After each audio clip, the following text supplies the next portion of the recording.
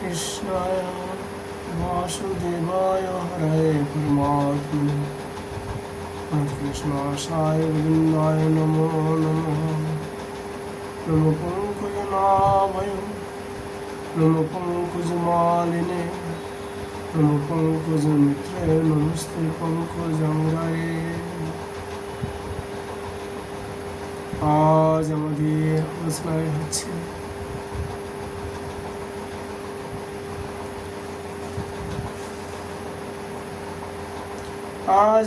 আলোচনার বিষয়বস্তু হচ্ছে শ্রী শ্রী লীলাসু বিল্লামঙ্গল ঠাকুরের কৃষ্ণ করুণামৃত।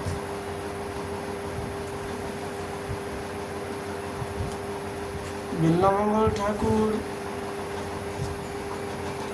তার কৃষ্ণ করুণামৃতে 62 শ্লোকে প্রার্থনা করলেন শ্রী মাধবের নিকট। পরিপালায় না কৃপালয়ে ত্যাজ সুকৃজ্জল্পিত মার্ত বান্ধব মুরালে মেদুল স্বানান্তরে বিভুরা কর্ণিতা কদনু নঃ। হে কৃপানিধে, তুমি কবে এসে আমার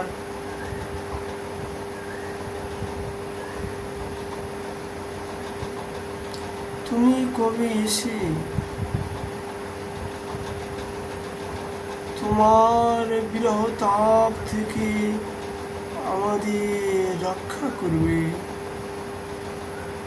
হে আর্থ বান্ধব, হে বিভু, হে সর্বরক্ষা সমর্থ, তোমার মৃদু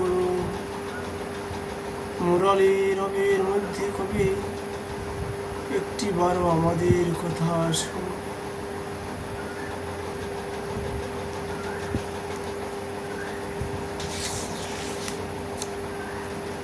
63 শ্লোকে লীলাসু বললেন, কদানু কর্ষাণু বিপদশায়াং কৌশরগন্ধি কর্ণম্বুধীর্ণঃ বিলসনাভ্যং বিপুলায়তাভ্যং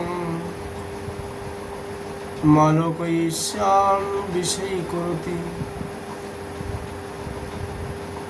ইহা অপেক্ষা অধিক কোন বিপদদশায় করুণার সাগর নবকিশোর শ্রীকৃষ্ণ তার বিপুল আয়াত নয়ন যুগল দ্বারা অবলোকন করে আমাদের দৃষ্টির বিষয়ভূত করবেন।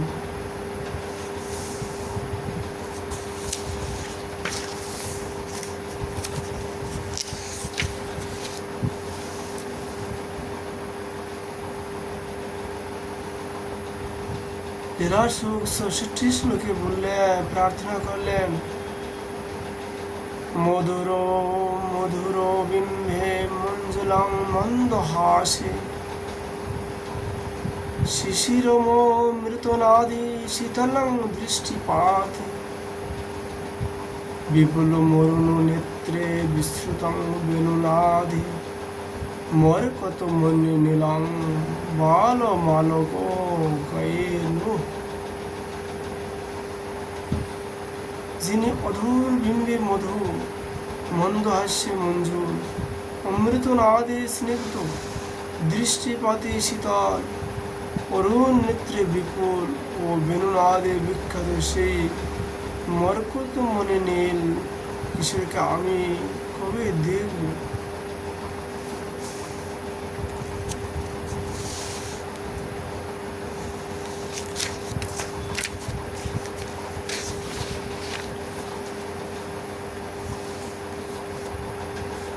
লীলাসু তার কৃষ্ণ করুণামৃতে 65 শ্লোকে তিনি প্রার্থনা করলেন, মধজ্জ আদপি মধুরং মনমতো তাদস্যং কিমপি কৌশলম সাফল্য আদপি চপলং চেত বত হরতি হন্তং কিং ক্রম। মনমতো জনক শ্রীকৃষ্ণের মাথায় অপেক্ষাও মধুর কোন অনবর্ছিন্ন কৈশোর আমার চাপাল্য অপেক্ষাও চপল চিত্তকে হরণ করেছে।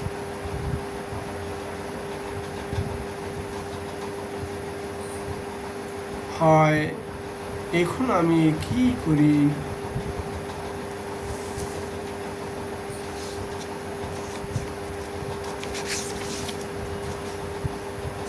ছেষট্টি শ্লোকে শ্রীলীলাস প্রার্থনা করলেন, বক্ষস্থলে চ বিপুলং নয়নোৎপলে চ মন্দস্মিতে চ মৃদুলং মধুজল্পিতে চ বিম্বাধরে চ মধুরং মুরলিরবে চ বালং বিলাসনিধি মা কলয় কদানু। যার বক্ষে স্থল নয়ন কমল বিশাল, মন্দহাস্য মধু জল্পনা মধু, বিম্ব অধর মুরলীর মধু, সেই বিলাস নিধি কিশোরকে কখন দেখতে পাবো?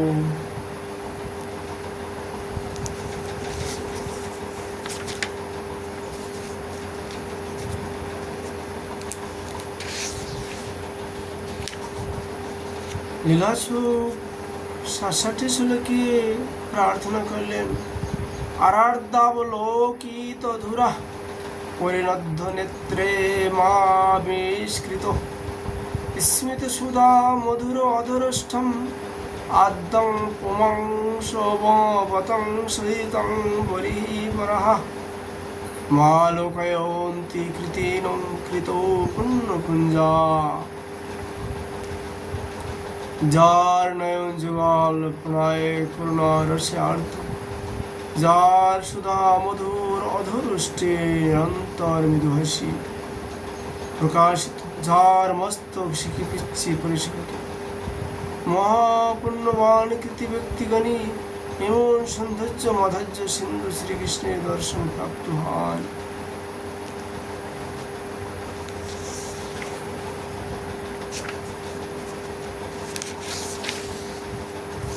লীলাসু তার কৃষ্ণ করামৃতে ৬৮ শ্লোকে প্রার্থনা করলেন, মারো স্বয়ং নু মধুরদূতি মণ্ডলং নু মাধুর্যমেব নু মনোনয়নামৃতং নু বেনিমৃজ নু মম জীবিত বল্লভ নু বলয়মভ্যুদয়তি মম লোচনায়।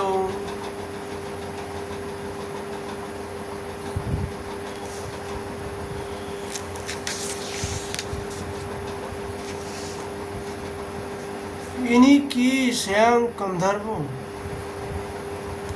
না মধুরতি মণ্ডল?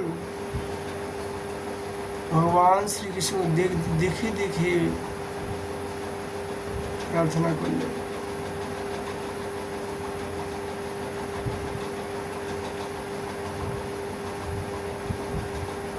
অথবা মূর্তিমান মাধুর্যই কিংবা মনোনয়নের অমৃত, ইনি কি আমার বেনিমোচনকারী মাধব? না ইনি আমার জীবিত বল্লভ কিশোর কৃষ্ণ আমার নয়ন গোসার হলেন।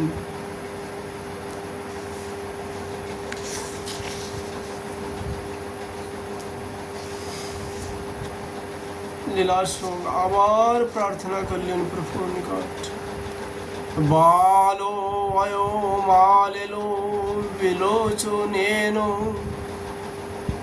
ভক্তন চিত্রকৃত দ্বিমুখেন বেশন ভূষাচিত ভূষণেন মুগ্ধেন মুগ্ধে নয়নোৎসবং নঃ।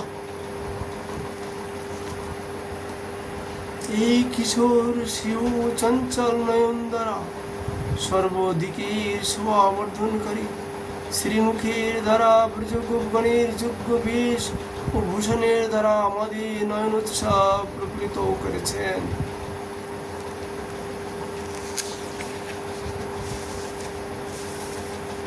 লীলাসুখ আবার প্রার্থনা করলেন, পশুপাল বাল পরিষদ বিভূষণ শিশুরে শীতল বিলল লোচন মৃদুল স্মিতাদ্র বদনেন্দু সম্পদা মদয়ন মদীয় হৃদয়ং বিগাহতে। গোপালাগণীর সবাই বিভূষণ স্বরূপ শীতল ও চঞ্চল নয়না বিশিষ্ট এই কিশোর মৃদু স্নিগ্ধ হাস্যময় বদন চন্দ্রের দ্বারা আমাকে উন্মত্ত করে আমার হৃদয়ে আধিপত্য বিস্তার করেছে।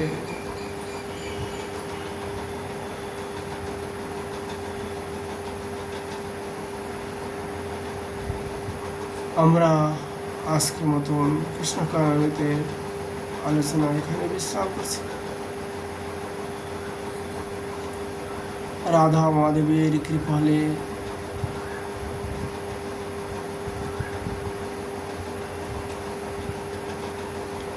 আবার আমরা আলোচনা করার প্রয়াস করব। রাধে রাধে রাধে রাধে রাধে।